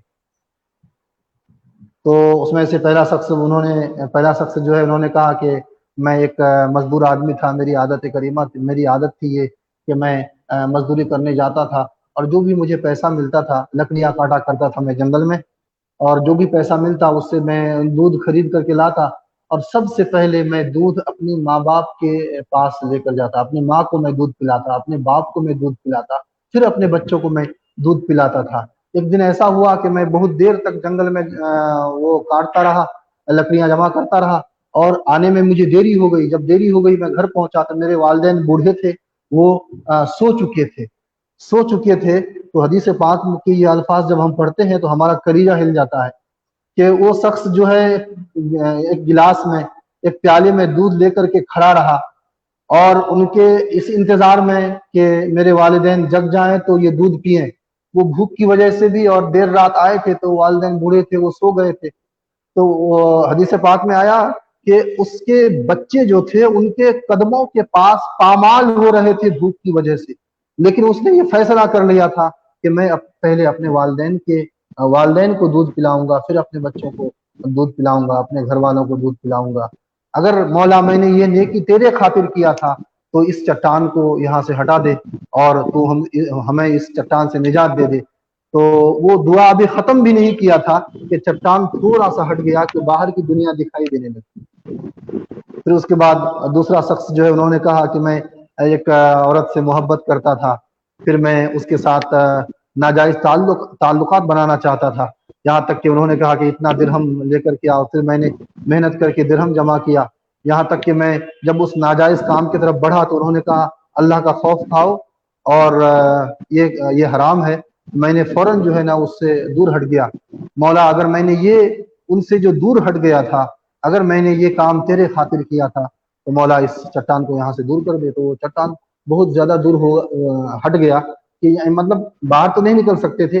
اس کے بعد پھر تیسرا شخص بھی اس طرح سے اللہ کی بارگاہ میں اپنے نیک عمل کا وسیلہ پیش کیا کہ ایک مزدور میں نے رکھا تھا اور مزدور جو ہے اس کا بدلہ نہیں لیا، وہ چلا گیا، پھر وہ کئی سالوں کے بعد آیا تو وہ اس کے مزدوری کو میں نے امانت میں خیانت نہیں کی، اس سے بکریاں خرید لیا، تو بکری سے بکری بہت سارے بکریوں اور اونٹوں سے میدان بھر گیا۔ جب وہ آیا تو میں نے کہا یہ سب تمہارے ہیں، انہوں نے کہا مجھ سے مذاق مت کرو، میں تو اپنی مزدوری لینے کے لیے آیا ہوں۔ تو اس نے کہا کہ نہیں مذاق نہیں کرتا ہوں میں۔ وہ خوش ہو گیا اور وہ اپنا مزدوری لے کر کے اس طرح سے سارے اونٹ اور بھیل بکریوں کو لے کر کے گیا، تو اس سے وہ بہت خوش ہو گیا۔ تو یہ اس حدیث پاک میں اپنے نیک عمل کو بھی اللہ کی بارگاہ میں وسیلہ کے طور پر پیش کر سکتے ہیں۔ تو سب سے وہ ذات گرامی جس سے اللہ تعالیٰ سب سے زیادہ پیار فرماتا ہے وہ ذات گرامی اللہ کے رسول صلی اللہ علیہ وسلم کی ذات گرامی ہے، محمد الرسول اللہ صلی اللہ علیہ وسلم کی ذات گرامی ہے۔ صحابہ کرام سے اللہ بہت پیار فرماتا ہے، اولیاء کرام سے اللہ پیار کرتا ہے، صالحین سے اللہ پیار کرتا ہے، تو ان کے وسیلے سے توسل سے بھی ہم دعا مانگ سکتے ہیں۔ یہ قرآن اور احادیث میں یہ چیزیں ثابت ہیں۔ تو نماز سے بھی ہمیں اللہ سے مدد مانگنی چاہیے، اور اولیاء و صالحین کی زندگی سے اور ان کے ذریعے سے بھی توسل سے بھی اللہ کی بارگاہ میں ہمیں دعا مانگنی چاہیے۔ بالکل بے شک جی آپ نے بالکل صحیح فرمایا مولانا صاحب۔ اور اب آخر سوال آپ سے یہ ہے کہ جو بہت سارے اسٹوڈنٹ کا ایک سوال ہوتا ہے کہ جو کہ ٹیچر ساجد ناریجا بھائی نے بھی یہی سوال پوچھا ہے کہ امتحان میں اچھے مارکس آئے اور ذہن شکتی یعنی کہ یاد شکتی بڑھے، اس کے لیے کوئی ایسا عمل بتائیے ہمارے اسٹوڈنٹس کے لیے کہ جو ان کو اپیوگی ہو، یوزفل ہو۔ جی مولانا صاحب۔ جی تو اس کے لیے جو ہے سب سے پہلے تو میں یہ کہنا چاہوں گا کہ اگر ہم چاہیں کہ ہمارا ذہن شکتی اور قوت حافظہ جو ہے مضبوط ہو، تو اس کے لیے جو ہے ہمیں سب سے زیادہ یہ کرنا چاہیے کہ ہمیں باوضو رہنا چاہیے زیادہ سے زیادہ، اور زیادہ سے زیادہ درود شریف کی کثرت کرنی چاہیے۔ میں نے بتایا نا کہ درود شریف کی برکتوں میں سے ایک بڑی برکت یہ ہے کہ درود شریف کے ذریعے سے ذہن ہمارا مضبوط ہوتا ہے۔ اور زیادہ سے زیادہ میں بچوں سے، اسٹوڈنٹ سے میں خاص کر کے کہنا چاہتا ہوں کہ زیادہ سے اور موبائل سے آپ جتنا ہو سکے زیادہ سے زیادہ دوری بنائے رکھیں، اور بیکار کے یہ جو ابھی یہ گیم وغیرہ چل رہے ہیں اس کی وجہ سے بہت زیادہ جو ہے بے خوابی ہو جاتی ہے۔ اور اس کے علاوہ درود شریف ہے، درود شریف کی ایک عظیم برکت یہ بھی ہے کہ ہم جو بھول جاتے ہیں تو وہ بھول کی جو عادت ہے وہ بہت خراب ہے۔ حدیث پاک میں ارشاد فرمایا کہ علم جو ہے ایک عظیم نعمت ہے، اور اس کے لیے علم کے لیے آفت یہ ہے کہ آدمی اس کو بھول جائے۔ تو اس بھول کی بیماری کو ختم کرنے کا بھی ذریعہ یہ ہے کہ ہم زیادہ سے زیادہ پاک صاف رہیں، صاف ستھرا رہیں، باوضو رہیں، زیادہ سے زیادہ درود شریف پڑھیں، قرآن شریف کی ہم تلاوت کریں، اور زیادہ سے زیادہ کوئی ایک اچھا نیک قسم کا آدمی جو ہو اس سے اپنا دوستی کر لیں۔ آپ ایک نیا وظیفہ میں یہ دینا چاہتا ہوں کہ آپ ایک اچھا نیک دوست چن لیں، اور ہر پریشانی میں آپ ان سے رجوع کریں۔ تو اس کے ذریعے سے یہ ہوگا کہ وہ دوست آپ کی گائیڈ بھی کرے گا اور آپ کو غلط راستے پہ جانے سے بھی روکے گا۔ اور اس کے علاوہ جو ہے درود شریف کے علاوہ جو ہے اور بھی بہت سارے وظائف ہیں، اس میں سے ایک وظیفہ یہ بھی ہے کہ ہم جھوٹ نہ بولیں، ہم کسی کی غیبت نہ کریں، کسی کی خیانت نہ کریں، کسی کو نیچا نہ دکھائیں۔ ان تمام چیزوں سے بھی ذہن ہمارا جو ہے قوی ہوتا ہے، تیز ہوتا ہے۔ اور کثرت کے ساتھ اللہ کے رسول صلی اللہ علیہ وسلم کی بارگاہ میں درود شریف پڑھنے سے، اور قرآن کی کئی آیات کریمہ ہیں جس کی تلاوت سے بھی ہمارے علم میں اضافہ ہوتا ہے۔ سبحانک لا علم لنا इल्ला मा अल्लमतना इन्नका अंतल अलीमुल हकीम। इस आय करीमा को अगर हम कसरत के साथ पढ़ें तो इससे भी हमारा जहन ताकतवर होता है। इसी तरह से रब्बे ज़िदनी इल्मा अगर हम कसरत के साथ पढ़ें तो इससे भी हमारे जहन में जहनी ताकत जो है मजबूत होती है। इसी तरह से जो है वो क्या कहते हैं कि अगर हम हर वो चीज़ जो हुक्मा और तबीब डॉक्टर हजरात कहते हैं कि ये सब खाने से जैसे ज़्यादा खट्टी चीज़ें हैं और ज़्यादा मसाले वाली चीज़ें हैं, ये सब खाने से जहनी कमज़ोरी होती है, तो इन चीज़ों से भी हमें परहेज़ करना चाहिए। और कुल मिलाकर के जो है सबसे बढ़ कर के ये है कि कसरत के साथ दुरूद शरीफ पढ़ना चाहिए हमें। ये तावीज़ हर बला है सल्ले अला मोहम्मद, यानी हर बला हर मुसीबत की जो तावीज़ है वो दुरूद शरीफ है। जी जी अशरफ भाई। बिल्कुल बिल्कुल बिल्कुल मौलाना साहब, आपने आज का जो हमारा सब्जेक्ट था कि दीन इस्लाम और करियर डेवलपमेंट, उस सब्जेक्ट को आपने दीनी रोशनी में बहुत ही अच्छी अच्छी मालूमात हमारे सामाइन को बताई। सब सामाइन की तरफ से आपका बहुत बहुत शुक्रिया। अल्लाह आपके इल्म में, आपकी सेहत में और आपको हर तरीके से बरकतें अता करे। और मैं आमीन इसके सुम्मा साथ आमीन। जी, और इसके साथ मौलाना उस्मान रहमा साहब का भी मैं शुक्रिया अदा करना चाहूँगा कि उन्होंने बहुत ही प्यारी आवाज़ में हमें नात शरीफ और कलाम सुनाए। और मैं चाहूँगा कि आप दोनों हजरत आगे आने वाले प्रोग्राम्स में भी इस तरह के हम और मज़ीद प्रोग्राम करें, जैसे कि आज कमेंट्स भी इस तरह की अच्छी अच्छी कमेंट्स लोगों ने इस प्रोग्राम को बहुत सराहा है। क्योंकि हम रूटीन कार्यक्रम करते हैं, उससे थोड़ा अलग कार्यक्रम था ये, तो सबने इस प्रोग्राम को बहुत अच्छे से इस प्रोग्राम को ये किया है, सुना है और उन्होंने सराहा है। तो मैं चाहूँगा कि इंशाल्लाह नेक्स्ट टाइम भी आप हमारे साथ जुड़े। और मैं आखिर में शबीर भाई के पास जाना चाहूँगा। जी शबीर भाई, आप कुछ कहना चाहते हैं? जी अशरफ भाई, जरूरी है हम सब के लिए कि हम अपने दीन को संवारें, क्योंकि हमारी दुनियावी जिंदगी तो शायद 50 साल, 60 साल, 70 साल, उसके बाद जो हमारी आखिरत है, कब्र की जिंदगी है, वो बहुत तवील है।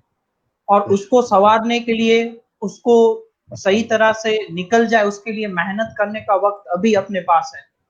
हम हर दर पे जाते हैं दुनिया के, ये ऑफिसर है, उसके पास गए, इसके पास गए, सीखना चाहिए उनसे, लेकिन अल्लाह की जात से, अल्लाह के महबूब की जात से लौ लगाकर जब हम मांगेंगे तो यकीनन उससे हमको बहुत फायदा होगा।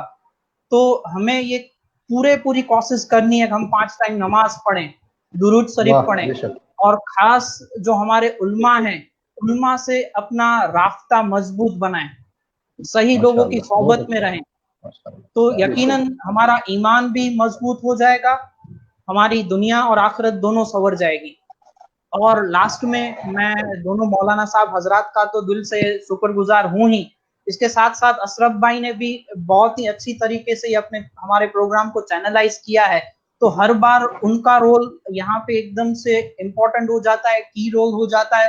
तो अल्लाह से दुआ है कि अल्लाह इनको भी मजीद तरक्की अता फरमाए और अल्लाह हमारी इस कोशिश को अपने महबूब के सदके तुफैल, उनके तवस्सुल मुबारक से ये कबूल फरमाए। हमारी छोटी सी एक कोशिश है और ये ऐसी कोशिश हम करते रहें और लोगों का भी साथ मिलता रहे, ऐसी अल्लाह से दुआ है।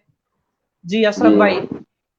आमीन, बहुत बहुत शुक्रिया शबीर भाई। और आज की हमारी इस कोशिश को अल्ताफ अनवर भाई जो तांजानिया में रहते हैं, बेसिकली वो कच्छ के हैं, उन्होंने चंद एक लाइन में हमारी इस कोशिश को, इस प्रोग्राम को बताया है। उन्होंने लिखा है, good topic for new generation students have to learn Deen with दुनियावी एजुकेशन। बहुत शुक्रिया अल्ताफ अनवर भाई। और मैं आखिर में फिर से मौलाना कौसर आलम साहब के पास जाऊंगा दुआए खैर के लिए। मौलाना साहब, आप प्रोग्राम के इख्तिताम में दुआए खैर फरमाएं।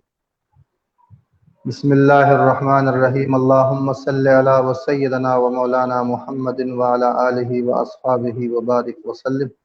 अल्लाहुम्मा रब्बना आतिना फिद दुनिया हसनतन व फिल आखिरति हसनतन व क़िना अज़ाबन्नार। अल्लाहुम्मा इन्नी अस्अलुका अल-अफ़्व वल आफ़िया वल मुआफ़ात अद-दाइमा फ़िद दीन वद दुनिया वल आखिरह। अल्लाहुम्मा रब्बि ज़िदनी इल्मन नाफ़िअ अल्लाहुम्मा इन्नी अस्अलुका इल्मन नाफ़िअ व रिज़्क़न वासिअ व शिफ़ाअन कामिला मिन कुल्लि दा। अल्लाह की बारगाह में मौला मैं ये दुआ करता हूँ, मौला ताला हमने जो अभी इस प्रोग्राम में जितनी बातें कही, हमने जो सुनी, उसमें कोई भी गलती हो अपने हबीब पाक सल्लल्लाहु अलैहि वसल्लम के सदक़े तुफ़ैल से माफ़ फरमा और आमीन हमारी इन तमाम बातों को अपनी बारगाह में मौला कबूल फरमा। मौला अपने हबीब आमीन पाक सल्लल्लाहु अलैहि वसल्लम के सदक़े व तुफ़ैल से, अम्बिया व सालिहीन के सदक़े व तुफ़ैल से, औलिया इकराम के सदक़े व तुफ़ैल से, सैयदुश्शुहदा हज़रत इमाम हुसैन रज़ियल्लाहु तआला अन्हु के सदक़े व तुफ़ैल से हमें दीन इस्लाम पर चलने वाला बना दे, नमाज़ें पंज वक्ता का पाबंद बना दे, सच बोलने की तौफीक आमीन दे दे, बुराइयों से परहेज आमीन करने की तौफीक दे दे। और जितनी बातें आमीन मैंने यहाँ पर कही बिलखुसूस, अल्लाह ताला मुझे इन तमाम बातों पर सबसे पहले अमल की तौफीक अता फरमाए, और जितने लोगों ने इसको आमीन सुना अल्लाह ताला सबों को इस पर अमल करने की तौफीक अता फरमाए। और जो लोग इन आमीन इसमें दामे दिरमे कदम सुखाने मेहनत कर रहे हैं, जनाब प्रोफेसर सबीर सर, जनाब मोहतरम मेरे मुहिब गिरामी जनाब अशरफ मेमन साहब, और उनके अलावा जितने लोग ऐसे प्रोग्राम में शरीक होते हैं, अपने कौम के लिए मिल्लत के लिए मेहनत करते हैं, अल्लाह इन तमाम लोगों को दुनिया और दीन दोनों में सुरखरुई अता फरमा, उन्हें इकबाल व आमीन बुलंदी अता फरमा, और अल्लाह ताला उन्हें आमीन हर किस्म की नेमतों से नवाज दे और हर बुराइयों से अल्लाह उन्हें अपनी हिफाजत में रखना। अल्लाहुम्मा रब्बना आमीन तक़ब्बल मिन्ना इन्नका अंतस समीउल अलीम व तुब अलैना इन्नका अंतत तव्वाबुर रहीम। इन्नल्लाहा व मलाइकतहु युसल्लूना अलन नबी या अय्युहल्लज़ीना आमनू सल्लु अलैहि व सल्लिमू तस्लीमा। अल्लाहुम्मा सल्लि अला व सय्यिदना व मौलाना मुहम्मदिन व अला आलिहि व सहबिहि व बारिक व सल्लिम। सुब्हान रब्बिका रब्बिल इज़्ज़ति अम्मा यसिफून व सलामुन अलल मुरसलीन वल्हम्दुलिल्लाहि रब्बिल आलमीन। बहुत बहुत शुक्रिया आप तीनों मेहमानों का, जी आपने जी जी हमारे साथ जज़ाकल्लाह। जुड़े और बहुत ही प्यारा प्रोग्राम रहा आज हमारा। सबका बहुत बहुत शुक्रिया, सब व्यूअर्स का भी बहुत बहुत शुक्रिया जिन्होंने कार्यक्रम को देखा और हमें अपने तासुरात भी बताए। और दोस्तों इंशाल्लाह फिर मिलेंगे ऐसे ही किसी प्रोग्राम के आयोजन के साथ। तब तक हमें इजाज़त दे, और आखिर में बताऊंगा कि अपनों का और अपना और अपनों का ख्याल रखें। और लास्ट में एक चीज़ कहना चाहूँगा, जिंदगी के सिर्फ दो उसूल है, जिंदगी सुभान के अल्लाह। सिर्फ दो उसूल है, दो उसूल खौफे जी, खुदा और इसके रसूल है। शुक्रिया। बेशक बेशक, वाह वाह, बहुत अच्छा।